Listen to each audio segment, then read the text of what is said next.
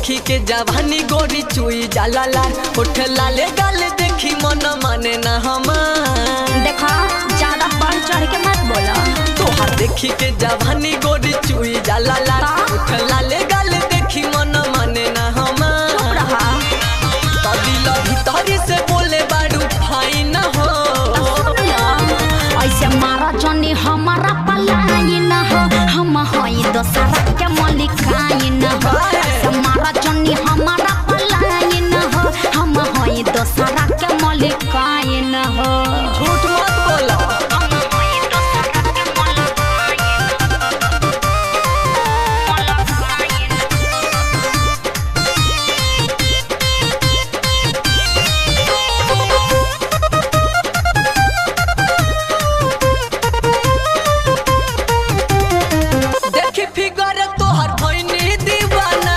ऐसे ना ये गोरी करो तू माना। इहा न दाल तोहर गलिया बाबू, देखे क्या माल खाली होई बाबे काबू।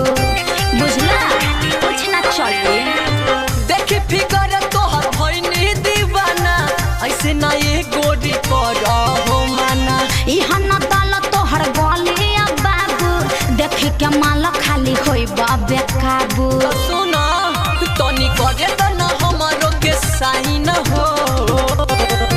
ऐसा मारा जनी हमारा पलाई न हो, हम हई दोसरा के मलिकाई न हो। ऐसा मारा जनी हमारा पलाई न हो, हम हई दोसरा के मलिकाई न हो। अरे कोई लिखल त नहीं खानी।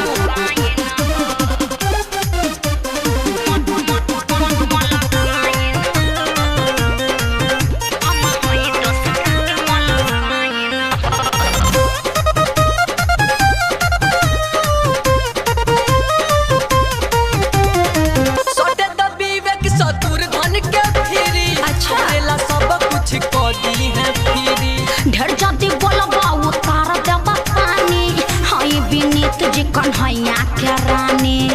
बुझला पीछा मत पड़ा।